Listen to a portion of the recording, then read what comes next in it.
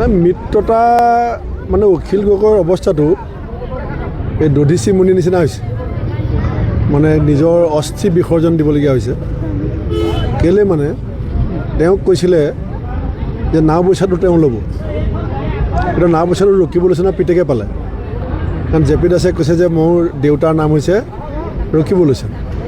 শ্বেৰমান আলীক তেওঁ বিসৰ্জন দিছে শ্বেৰমান আলীক তেওঁ বিজেপিত জইন কৰাই টিকেট ঘোষণা কৰিছিলে এতিয়া তাৰমানে আপুনি বুজি লওক শ্বেৰমান আলীৰ লগত ৰকিবুলৰ বেয়া জে পি দাসক ৰকিবুলৰ পিতেক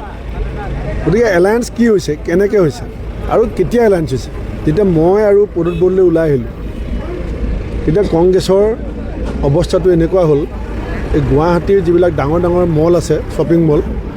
তাত যেতিয়া চেলটো কমি যায় তেতিয়া তেওঁলোকে এখন চাইনবোৰ্ড লগায় যে 1 বাই 1 ফ্ৰী মানে এটা চোলা যদি কিনে লগত এটা ফ্ৰী হয় এতিয়া গৌৰৱ গগৈৰ টিকেটৰ পলিচিটো হৈছে 1 বাই 1 ফ্ৰী